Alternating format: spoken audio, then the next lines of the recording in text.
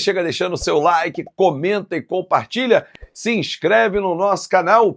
Vamos falar sobre semifinal da Copa do Brasil, vamos falar sobre a política do Vasco e também as contas para chegar à Libertadores. Então vamos embora? Bom, vamos lá com a primeira informação. Ontem, galera do Na Torcida Vascaínos, um abraço ao Léo Lacerda, a Luiz Amadeu, eles trouxeram a seguinte informação: olha, o jogo Vasco e Fluminense, semifinal da Copa do Brasil, vai ser confirmado para o Maracanã. Ontem eu fiz um vídeo aqui exatamente levantando esse tema e disse os prós e contras. Um detalhe que chama muito a atenção na escolha do Maracanã, aliás, tem dois detalhes. O primeiro é o BEP liberar o clássico em São Januário, que eu acho pouquíssimo provável. Mas o maior detalhe dessa negociação trata-se do contrato que o Vasco assinou para jogar 8 jogos no Maracanã, nas condições que obteve, customizando o estádio, como foi na última segunda-feira, pagando uma taxa que Flamengo e Fluminense também pagam, tendo a oportunidade de ter outras receitas como bares, estacionamento, enfim, todas as condições favoráveis para o Vasco. O Vasco vai jogar no lixo esse contrato? E nos clássicos 50-50. Eu acho que é você deixar dinheiro em cima da mesa. Então, essa realmente é a tendência. A informação do Léo e do Amadeu está certíssima. O Vasco pensou em levar o jogo para São Januário, o próprio Amadeu falou isso depois do sorteio, mas esses detalhes, que são importantíssimos, pesam para que o Vasco jogue no Maracanã. Aliás, a própria final. Seria emblemático jogar uma final de Copa do Brasil, um título para fechar o antigo São Januário antes da reforma? Seria. Tem um lado emocional, um componente emocional, mas realmente vai ser a questão envolvendo o contrato e o futuro, porque o Vasco vai precisar jogar no Maracanã. O segundo tema, preparação para o jogo com o Bragantino, né? Hoje tem treinamento no CT Moacir Barbosa e o técnico Fernando Diniz, que não vai dirigir o time, né, nessa partida, ele está suspenso. Ele vai manter a formação rápida. Rayan, mais uma vez, comandando o ataque do Vasco. E eu obtive uma informação, não sei se já falei aqui no canal, se não, vou falar ou vou repetir, que no treinamento de sábado e domingo, anteriores ao jogo com o Fluminense, tudo que aconteceu, toda a movimentação que aconteceu dentro da partida foi treinada. Então o time estava totalmente espelhado para enfrentar o Fluminense. Um exemplo era o Coutinho, que tinha que dar o bote lá no Thiago Silva. E ele fez isso durante todo o jogo enquanto esteve em campo. No treinamento era o Lucas Oliveira a referência. Ele é o Thiago Silva, vai lá, dá o bote, atrapalha a saída dele. Então o Fernando Diniz tem treinado exaustivamente para espelhar o jogo. Isso vai acontecer contra o Red Bull Bragantino. Os jogadores já entram em campo sabendo os movimentos, o que tem que fazer, nada é por acaso, o balanço do time. Quem entra na equipe já sabe a função.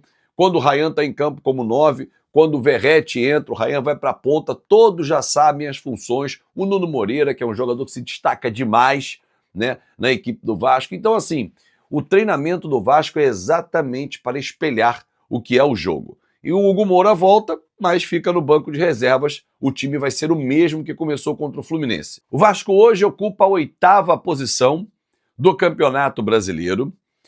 O time olha para cima, que deve ser o foco realmente. O time tem que olhar para cima na tabela de classificação, mirar algo maior, e o algo maior chama-se Libertadores. Existem 2 caminhos para o Vasco chegar a essa competição internacional no ano que vem. O Vasco jogou pela última vez em 2018. Aliás, só um parêntese, tem um vídeo sensacional, um corte sensacional que está rodando por aí, eu já recebi várias vezes, de um ex-dirigente que, se não tivesse sido filho do ex-presidente Eurico Miranda, não teria vida longa e política no Vasco, como até hoje ainda ouvem ele. E ele participou de uma entrevista com Benja. Alô, Benja, um grande abraço, Benjamin Bá. E quando foi perguntado sobre o trabalho do Pedrinho, o que ele projetava, o time do Vasco, ele falou mesmo, cara, os caras não sabem nada, vai sofrer, até o final vai brigar por luta de rebaixamento. Rapaz, o cidadão e outros políticos do Vasco que ainda tentam fazer política no Vasco, daqui a pouquinho eu vou falar sobre isso também, eles devem estar se mordendo de raiva. Para eles aqui, ó, um brindezinho, um cafezinho para vocês, ó, toma um café, engole o choro, meu amigo. Sabe nada. Ah, mas a última vez que o Vasco foi a Libertadores, eu era dirigente do Vasco. Tá bom, eu vi o time que foi. Eu estava em Avejaneda naquele atropelo do Racing em cima do Vasco. Paulão, Eraso, bela zaga. Questo Robert Renan. Parou para pensar? Porra, esquece, meu irmão. Ah, meu Deus do céu. Bom, voltando a falar de Libertadores. Existem dois caminhos para que o Vasco chegue a essa competição. Via Copa do Brasil, sendo campeão, aí vai direto para a fase de grupos, ou chegando via Campeonato Brasileiro, com um G6 virando G7 ou G8. E como isso pode acontecer? Bom, virar G8, depois de ontem, do atropelo que tomou o Palmeiras, 3-0 lá em Quito, não vai ser fácil. Porque eu falava, olha, G8 porque Palmeiras e Flamengo têm totais condições de ganhar a Copa Libertadores, aí vira G7.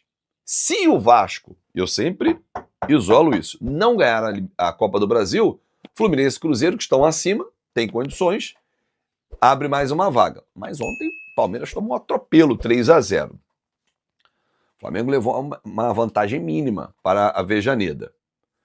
Eu tô nem aí para Libertadores via Campeonato Brasileiro.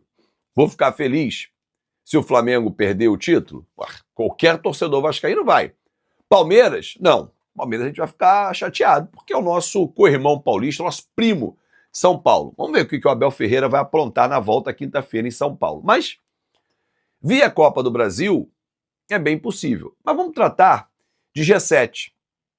G7 hoje é onde está o Fluminense. 2 pontos acima do Vasco. 2 pontos. Ele tem um jogo a menos. Se ele ganhar esse jogo, ele vai abrir 5 pontos para o Vasco. É possível pegar 5 pontos na reta final? Claro que é. O foco do Vasco tem que ser olhar para cima. E olhar para a Libertadores, sim. É possível chegar lá? Claro que é possível. Agora, tem que seguir na batalha que está.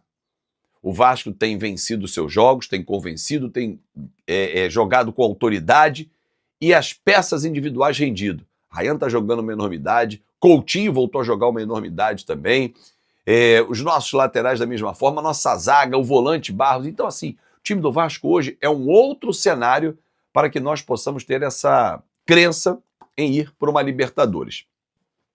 Ontem, conversando com um dirigente do Vasco, perguntei sobre os indiciamentos e tal, ele falou assim, olha, agora os indiciados, e foram 22, eles têm um prazo que já está correndo, que é de 15 dias ao todo, então agora tem menos, para apresentar a defesa. Quem for conselheiro vai ser julgado pelo Conselho Deliberativo e quem não for vai ser julgado pela diretoria administrativa, ou seja, pelo presidente Pedrinho.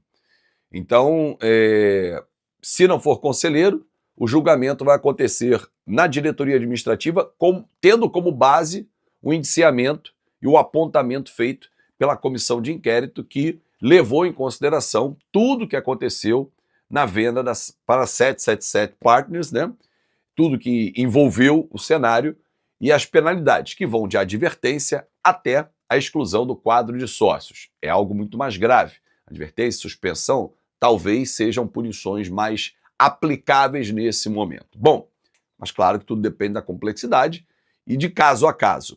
Não vai haver, me informou essa pessoa, nenhum revanchismo, nenhuma política que já foi feita em outras gestões, né? Afastamento e tal, exclusão do quadro, aí o cara tem que ir para a justiça, brigar, voltar e tal.